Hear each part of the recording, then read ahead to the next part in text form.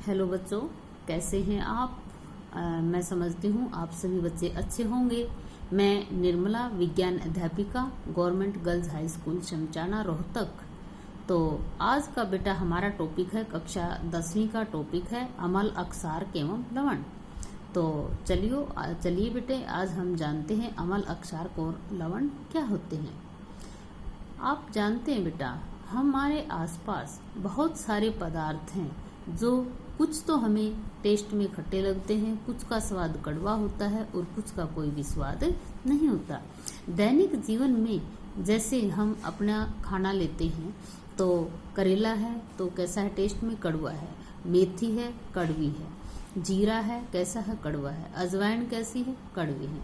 तो ये सभी पदार्थ जो हमें स्वाद में कड़वे लगते हैं उनको हम क्या कहते हैं, अक्षार्क कहते हैं। दूसरे इससे विपरीत, जैसे हम लस्सी लेते हैं, दही लेते हैं, संतरा है, अनार है, नींबू है, ये सब स्वाद में कैसे हैं, खट्टे हैं।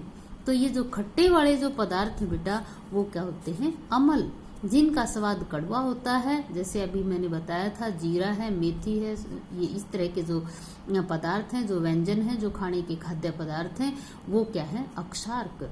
जरूरी नहीं है खाद्य पदार्थ, दूसरे पदार्थ भी हैं। जैसे कभी कभी आपने महसूस किया होगा, जब हम नहा रहे होते हैं और थोड़ा बहुत अगर साबुन हमारे मुंह के अंदर चला जाता है तो हमें उसका टेस्ट कैसा लगता है, कड़वा। तो वे क्या है, अक्षार्क। तो यहाँ पर हमने क्या जाना, तो कुछ पदार्थ खट्टे हैं, उनको तो हम क्या कहेंगे, अमल, और कुछ पदार्थ स्वाद में कैसे हैं, कड़वे हैं, उनको हम क्या कहेंगे, अक्षार्क। और लवण के बारे में बेटा हम आगे जानेंगे। तो अब हम शुरुआत करते हैं यहाँ से, अमल, अक्षार्क और लवण। स्वाद में जो खट्टे होते हैं वो अमल हैं। अमल जो छूने में होते हैं वो तीखे होते हैं। यहाँ पर जानने की बात है बेटा कि जैसे हम नींबू को लेते हैं, नींबू को जो हम चखते हैं तो उसका स्वाद कैसा होता है, खट्टा होता है। लेकिन जब हम उसको स्पर्श करते हैं यानी छूते हैं तो वो तीखे होते हैं। आपको पता होगा, अगर हम नींबू को अच्छे से थोड़ा सा लगा लें, कहीं भी अपनी स्किन के ऊपर थोड़ा रगड़ दें तो एकदम बहुत बुरी तरह से जलन होगी। तो वो छूने में कैसे हैं, तीखे। तो अम्लों की क्या पहचान होगी, वे पदार्थ जो स्वाद में खट्टे होते हैं, छूने में तीखे होते हैं, उनको हम क्या कहेंगे, अमल। दूसरा है बेटा अक्षार्क। अक्षार्कों की क्या पहचान है, वे पदार्थ जो स्वाद में तो कड़वे होते हैं लेकिन छूने में क्या होते हैं, स्पर्श करने में कैसे होते हैं, चिकने। यहाँ पर आप साबुन को देखेंगे, साबुन का जो टेस्ट है वो कैसा है, कड़वा है, छूने में कैसा है, चिकना है, स्पर्श उसका कैसा है, चिकना है। तो इन पदार्थों को हम अक्षार्क कहेंगे। आगे एक तो ये पहचान हमने की है, दूसरी और इनकी क्या पहचान है, यहाँ पर हम देखेंगे।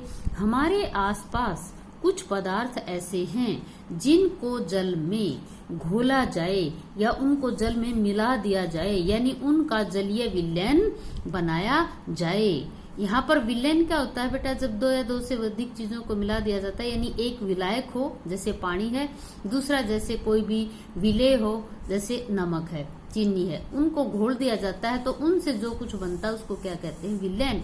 हमने यहाँ पर क्या लिया, पानी लिया है, और क्या लिया है, हमने अमल लिया है। कुछ पदार्थ लिए हैं जिनमें अमल भी हो सकता है और अक्षार्क भी हो सकता है। तो पदार्थ और जल के घोल को हम क्या कहेंगे, विलयन। अगर हमारे आसपास कुछ पदार्थ ऐसे हैं जिनको जल में घोला जाए यानी उनका जलीय विलयन बनाया जाए, तो वे क्या करते हैं, H पॉजिटिव आयन यानी हाइड्रोजन के धनात्मक आयन उत्पन्न करते हैं, छोड़ते हैं। कहाँ, विलयन के अंदर। इनको क्या कहेंगे, अमल। किनको, उन पदार्थों को। कौन से पदार्थों को, जो जल में घोलने पर H पॉजिटिव आयन उत्सर्जित करते हैं, छोड़ते हैं यानी बनाते हैं। ऐसे पदार्थों को अमल कहते हैं। और हमने यहाँ पे क्या जाना था, अमल स्वाद में खट्टे होते हैं, छूने में तीखे होते हैं। तो ये बेटा हमने पढ़ा अम्लों के बारे में। आगे हम चलते हैं। यहाँ पर जो पदार्थ विलयन में OH आयन छोड़ते हैं, कब, जब उनको पानी में मिलाया जाए यानी उनका जलीय विलयन तैयार किया जाए। ये पदार्थ OH नेगेटिव आयन छोड़ते हैं। ऐसे पदार्थों को कौन से पदार्थ जो OH आयन छोड़ते हैं, कब छोड़ते हैं, जलीय विलयन में, उनको क्या कहेंगे, अक्षारक। और हमने क्या पढ़ा था, इनकी और पहचान क्या थी बेटा, जैसे इनका स्वाद कड़वा होता है, छूने में ये चिकने होते हैं, और जब इनको जल में घोला जाए तो ये OH आयन छोड़ते हैं। OH कैसा, ऋणात्मक, H कैसा, धनात्मक। तो यहाँ पर बेटा हमने जाना अम्ल क्या है और अक्षारक क्या है। लवण को हम आगे जानेंगे, पहले हमें अम्ल और अक्षार के बारे में अच्छे से जानकारी जब प्राप्त हो जाती है तब हम लवण के बारे में अच्छे से जान पाएंगे। तो आगे और देखते हैं बेटा अम्लों की क्या पहचान। जैसे अम्ल, अब ये हमने लिया, ऊपर हमने बताया अम्ल क्या होते हैं, यहाँ पर हमने देखा अम्ल क्या, कौन सा अम्ल लिया, HCl। ये जो बात कही है हमने, ये तो यहाँ पर कहा है, यहाँ पर हम इसकी रासायनिक अभिक्रिया यानी रासायनिक संकेत के रूप में हम अम्लों को लिख रहे हैं। इस तरह से अगर हम किसी पदार्थ को लिखते हैं रासायनिक संकेतों के उसमें, तो हम उसको रासायनिक अभिक्रिया कहेंगे, रासायनिक समीकरण कहेंगे। अगर हम यहाँ लिखते हैं HCl हाइड्रोक्लोरिक अम्ल, और यहाँ हम लिखते हैं हाइड्रोजन आयन, तो वो होगी अभिक्रिया। और अगर हम इनको लिखते हैं HCl रासायनिक पदार्थों के संकेत लिखे हैं, तो संकेतों में जब किसी रासायनिक अभिक्रिया को निरूपित किया जाता है तो उसको रासायनिक समीकरण कहते हैं। ये हमारा जो फर्स्ट चैप्टर है रासायनिक अभिक्रिया वाला, वहां आपने सीख लिया होगा। अब हम करते हैं, देखते हैं जो बात हमने यहाँ जलीय विलयन की कही थी, अब हम इसका जलीय विलयन बना के देखेंगे। तो HCl AQ का क्या मतलब है बेटा, एक्वस, एक्वस माने पानी, यानी ये जो हमने लिया है ये HCl अम्ल है और इसके अंदर क्या मिला हुआ है, पानी। तो हमने ये क्या लिया, हाइड्रोक्लोरिक अम्ल का जलीय विलयन।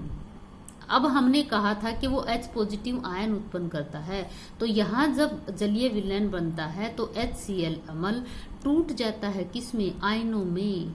कौन कौन से आयनों में, H पॉजिटिव आयन और Cl negative ion.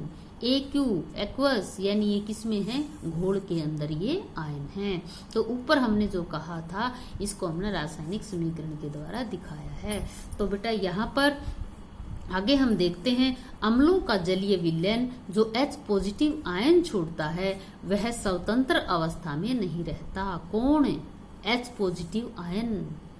H positive ion कभी भी स्वतंत्र यानी अकेला नहीं पाया जाता, फिर क्या करता है, बल्कि वह जल के एक अणु H2O क्या है बेटा, जल का अणु, जल के अणु के साथ मिलकर हाइड्रोनियम आयन बनाता है।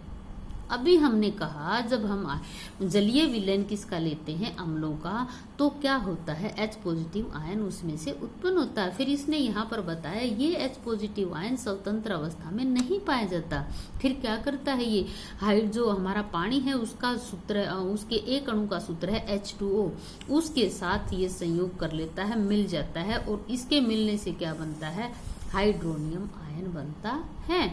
ये हमने रासायनिक समीकरण के द्वारा दिखाया है। नीचे आप देखेंगे रासायनिक समीकरण के द्वारा H2O क्या है, पानी, और क्या है, H प्लस आयन, जो हमने हमारे जलीय विलयन में उत्पन्न हुए थे, किसके साथ मिक्स हो गए, H2O पानी के एक अणु के साथ।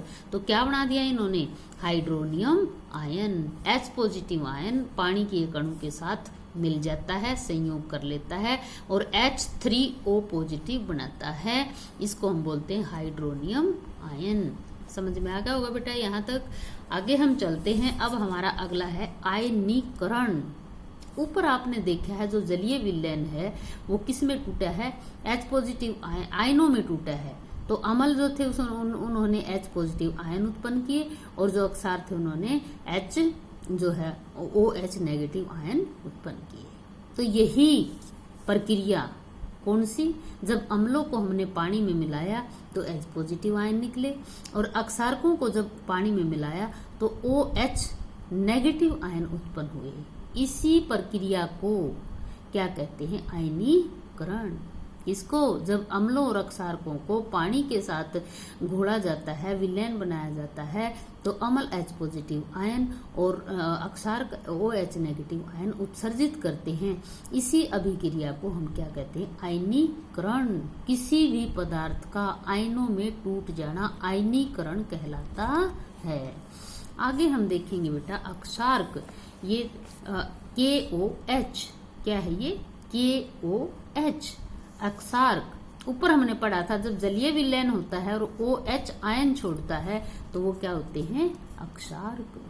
तो KOH पोटासियम हाइड्रोक्साइड का जलीय विलयन क्या किसमें टूटा? ये K पॉजिटिव एक्वस पानी के घोल में, OH नेगेटिव पानी के घोल में। यहाँ पर पहचान किसकी है? जो OH माइनस आयन उत्पन्न करते हैं वो क्या होते हैं? अक्षारक होते हैं। और इसको ये जो आयन बना OH नेगेटिव एक्वस, हम इसको क्या कहेंगे? Hydroxyl ion. H पॉजिटिव को हमने क्या बोला था? Hydrogen ion. और ये क्या है? Hydroxyl ion OH minus aqueous पानी के घोल में। तो इस प्रकार से किसी भी अम्ल और अक्षारकों का जब पानी में घोला जाता है, पानी में विलयन बनाया जाता है, तो वो आयनों में टूट जाते हैं। इस प्रक्रिया को क्या कहते हैं? आयनीकरण। तो आगे चलते हैं बेटा, यहाँ तक समझ में आ गया होगा। अम्ल स्वाद में कैसे होते हैं? खट्टे, और छूने में कैसे होते हैं बेटा? चिकने। जैसे अब नींबू हमने ऊपर भी समझाया था। अक्षारक स्वाद में कड़वे, लेकिन छूने में कैसे होते हैं? चिकने। इसके लिए उदाहरण हमने ले लिया साबुन। अब यहाँ पर एक और अलग बात आ जाती है। यहाँ तक हमने जाना अम्ल क्या है और अक्षारक क्या है। इस चैप्टर के अंदर ये जो मैंने टॉपिक बनाया स्पेशली ये पीएच स्केल के लिए तैयार किया है। तो पीएच स्केल को आप तभी समझ पाओगे जब आप अम्ल अक्षारकों के बारे में जान पाओगे, उनके क्या क्या गुण हैं उनके बारे में जान पाओगे, तो तभी आप पीएच स्केल के बारे में जान पाओगे। तो यहाँ पर बेटा हमने देखा है पीएच स्केल। क्या है ये पीएच स्केल? ध्यान दें, किसी दिए गए विलयन यानी जो ऊपर बताए गए इस विलयन में कितने H पॉजिटिव निकले उनकी सांद्रता यानी संख्या, मात्रा बताता है। कौन? PH scale. हर चीज को बेटा हम किसी न किसी मापक की सहायता से माप सकते हैं। तो यहाँ पर हम H पॉजिटिव आयन अम्लों ने कितने उत्सर्जित किए, OH नेगेटिव आयन अक्षारकों ने कितने उत्पन्न किए, किसकी सहायता से पता लगाते हैं? पीएच स्केल की सहायता से नापते हैं, मापते हैं। तो ये पीएच स्केल क्या करता है? हमें बताता है कि कौन सा अम्ल ज्यादा H पॉजिटिव आयन छोड़ रहा है और कौन सा अम्ल कम। तो ऐसे यहाँ पर हमें एक चीज और जानने को मिलेगी बेटा, ऐसे अम्ल जो H पॉजिटिव आयन उत्सर्जित करते हैं बहुत कम मात्रा में, उनको हम क्या कहेंगे? दुर्बल अम्ल। और जो बहुत ज्यादा मात्रा में यानी जब जिनकी संख्या बहुत ज्यादा होती है, जिनकी सांद्रता बहुत ज्यादा होती है पानी के अंदर, किसकी? H पॉजिटिव आयन की। कब? जब किसी अम्ल का जलीय विलयन बनाया जाता है। तो जब सांद्रता अधिक है तो यहाँ पर बेटा हम जहां पर ये H पॉजिटिव आयन ज्यादा होंगे तो इसका मतलब क्या है? अम्लीय विलयन है वो। अम्लीयता बढ़ती जाएगी। अम्लीयता किसके कारण है? H पॉजिटिव आयन के कारण है। H पॉजिटिव आयन कम होंगे तो क्या होगी? अम्लीयता भी कम होगी। लेकिन यहाँ पर ध्यान दे बेटा, जब OH आयन की संख्या ज्यादा होगी तो जो वो है घोल है वो कैसा होगा? अक्षारीय होगा। OH माइनस यानी हाइड्रोक्सिल आयन क्या बताता है? अक्षारीय प्रवृत्ति बताता है, प्रकृति बताता है पदार्थ की। और H पॉजिटिव आयन क्या बताता है? अम्लीय प्रकृति बताता है किसी भी पदार्थ की कितनी है, विलयन की कितनी है। तो इस प्रकार से यहाँ पर जो ये स्केल बनाया है, ये स्केल किस आधार पर बनाया है? यहाँ पर जो इसकी संख्या होती है वो 1 से 14 होती है। 1 से 14, यहाँ 0, 1, 2, 3, 4, 5, 6, 7, 8, 9, 10, 11, 12, 13, 14 इस तरीके से इसको 14 भागों में बांटा गया है। तो जब हम 0 से 7 तक आएंगे, यहाँ पर H पॉजिटिव आयन जो होते हैं उनकी संख्या ज्यादा मात्रा में है। संख्या ज्यादा मात्रा में है तो पीएच की वैल्यू कम होगी, यानी पीएच यहाँ पर 1, 2, 3 इस तरीके से हम यहाँ से 14 तक लेके जाएंगे। पीएच का मान क्या होगा? कम। पीएच का मान कम है तो अम्लीयता ज्यादा होगी, क्योंकि पीएच का मान उल्टा व्युत्क्रमानुपाती है किसके? H पॉजिटिव आयन के और अम्लीयता के।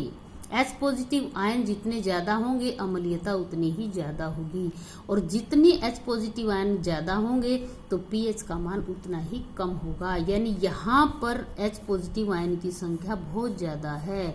यहाँ पर कितना है? 1 है इसकी वैल्यू, फिर यहाँ पे 2 है, यहाँ पे 3 है, यहाँ पे 4 है। आयनों की संख्या कम होती जा रही है, अम्लीयता ये जो पीएच का जो मान है वो बढ़ता जा रहा है। तो यहाँ पर अम्लीयता और H पॉजिटिव आयन जो हैं वो एक दूसरे के समानुपाती हैं। H पॉजिटिव ज्यादा है तो अम्लीयता भी ज्यादा होगी, लेकिन अम्लीयता पीएच मान के व्युत्क्रमानुपाती है, यानी उल्टा है। पीएच का मान बढ़ेगा तो अम्लीयता घटेगी। जैसे हम आगे की तरफ जाएंगे, यहाँ 1, 2, 3, 4 ये बढ़ती जा रही है। पीएच का जो मान है वो बढ़ा, लेकिन अम्लीयता क्या होगी? घटेगी। यहाँ पर कम होगी, उधर जाते जाएंगे तो बढ़ेगी। उधर जाएंगे तो पीएच का मान कम 7, 6, 5, 4, 2, 1 घटेगा और अम्लीयता बढ़ेगी। तो हम यहाँ पर कह सकते हैं H पॉजिटिव आयन और अम्लीयता जो है वो समानुपाती हैं, लेकिन H पॉजिटिव आयन या कह लो आप अम्लीयता व्युत्क्रमानुपाती है किसके? पीएच के मान के। यहाँ पर जैसे हमने देखा है जो पीएच है 1 से 2 तक पीएच किसकी होती है? अमाशय के अंदर जो हमारा रस होता है, जठर रस जिसको हम कहते हैं, जो हमारे भोजन का पाचन करता है वो अम्लीय होता है, और उसका मान 1 से 2 पीएच तक होता है। तो आगे बेटा हम देखते हैं अब OH का बढ़ना। इधर हम जाते जाएंगे तो H पॉजिटिव आयन की संख्या तो कम होती जाएगी और OH की संख्या बढ़ती जाएगी। ये जो लाल वाला दिखाया है हमने, रेड कलर में जो दिखाया है H पॉजिटिव आयन, ये तो एरिया है H प्लस का, यानी अम्लीयता का, अम्लों का। ये जो एरिया है जो ग्रीन कलर से हमने दिखाया है, ये है OH माइनस हाइड्रोक्सिल आयन, यानी अक्षारीय प्रवृत्ति दिखाता है। ये किसी भी पदार्थ की, किसी भी विलयन की अक्षारीय प्रकृति है, और ये कैसी है? अम्लीय प्रकृति है। अब हम जब पीएच 1 से 14 तक जाते हैं, तो जब हम बीच में आ जाते हैं 7 पर आ जाते हैं, यहाँ पर बेटा आप देखेंगे ये मान और ये मान बराबर है, ये और ये बराबर है। तो यहाँ पर H प्लस आयन और OH आयन की सांद्रता यानी मात्रा उनकी बराबर होती है। इसलिए यहाँ पर जो जलीय विलयन है किसी भी पदार्थ का, ना अम्लीय होता ना अक्षारीय होता, बल्कि वो क्या होता है? उदासीन होता है। कैसा होता है? उदासीन होता है। अब हम इससे आगे चलेंगे। जो पीएच का मान तो बढ़ गया, पीएच का मान बढ़ेगा तो अक्षारीयता बढ़ेगी। ध्यान दें, अक्षारीयता समानुपाती है पीएच के मान के। पीएच का मान 7 यहाँ पे है, 8, 9, 10, 11, 12, 13, 14 बढ़ता जा रहा है, तो अक्षारीयता भी बढ़ती जा रही है, OH आयन भी बढ़ते जा रहे हैं। तो इस प्रकार हम यहाँ पर क्या कहेंगे? अक्षारीयता बढ़ती है किसके बढ़ने के साथ साथ? पीएच के मान के बढ़ने के साथ साथ। तो ऐसी कोई भी चीज है, कोई भी संख्या है जो 1 के बढ़ने से दूसरी भी बढ़ती है तो उसको हम समानुपाती कहेंगे। जो 1 के बढ़ने से दूसरी घटती है तो उसको व्युत्क्रमानुपाती हम कहेंगे। तो यहाँ पर ध्यान देने की बात है कि जो हमारा पीएच का मान है वो बढ़ रहा है, तो अक्षारीयता भी विलयन की बढ़ रही है। तो ये चीज हमने जाने बेटा, इसको हम कहते हैं पीएच स्केल, जो किसी भी विलयन की पीएच बताता है, यानी वो अम्लीय है वो अक्षारीय है, ये चीज हमें बताता है। कौन? PH scale. यहाँ पर हम देखेंगे ये जो सिरा है, यहाँ पर आखिर में पीएच कितनी होती है? 14। और ये किसकी होती है? सोडियम हाइड्रोक्साइड नाम का एक अक्षारक होता है जो प्रबल अक्षारक है। यहाँ पर एक बात और आ जाती है बेटा, प्रबल अक्षारक। प्रबल अक्षारक कौन से होते हैं? अभी हमने अक्षारक पढ़े। अक्षारक कौन से पदार्थ हैं? जो स्वाद में कड़वे होते हैं और छूने में चिकने होते हैं, और जब उनका जलीय विलयन बनाया जाता है तो OH आयन वो छोड़ते हैं। तो जो सबसे ज्यादा OH आयन छोड़ते हैं तो वो क्या है? प्रबल अक्षारक।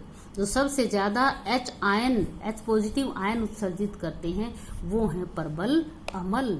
क्या है वो परबल अम्ल? जैसे हमने पढ़ा है अमाशय का रस, और यहाँ हमने जो परबल अक्षार पढ़ा है वो है सोडियम हाइड्रोक्साइड। यहाँ पर आप देखेंगे H पॉजिटिव आयन की सांद्रता बढ़ रही है। इधर चलेंगे तो इस बीच वाली लाइन से इधर चले, H पॉजिटिव आयन की सांद्रता बढ़ी, अम्लीयता बढ़ी, लेकिन पीएच का मान घटा।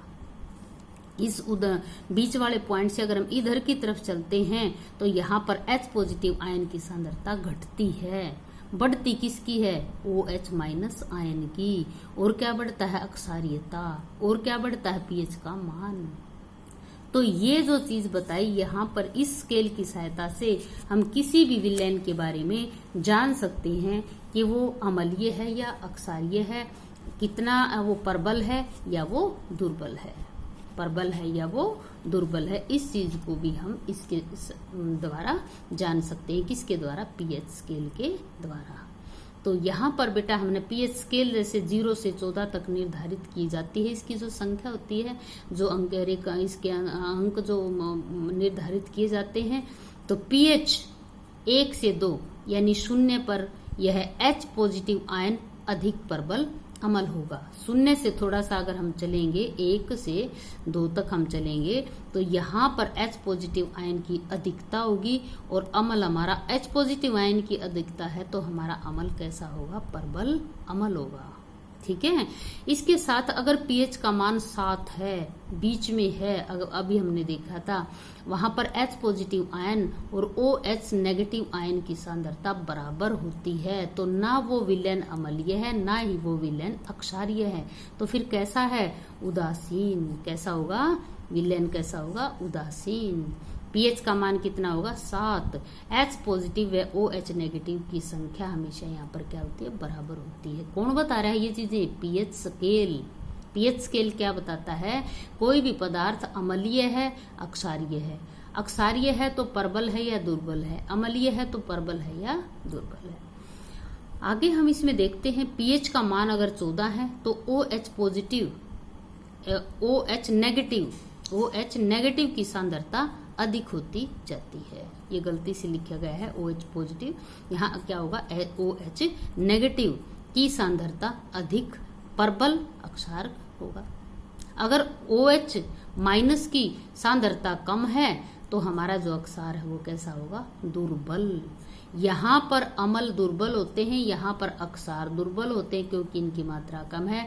यहाँ पर अम्ल प्रबल होते हैं, यहाँ पर अक्षार प्रबल होते हैं क्योंकि यहाँ आयनों की संख्या ज्यादा है।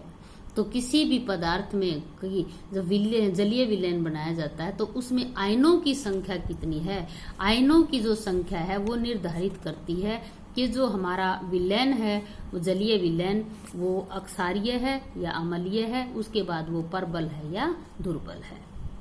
इसके बाद हम यहाँ पर देखते हैं, दैनिक जीवन में एसिडिटी यानी अम्लीयता को बढ़ने पर जो दवाई ली जाती है वह कैसी होती है? एंटाएसिड। एंटी वर्ड विपरीत, किसके? एसिड के विपरीत। तो वो इसका मतलब वो कैसी होगी? एसिड के विपरीत क्या है? अक्षार है।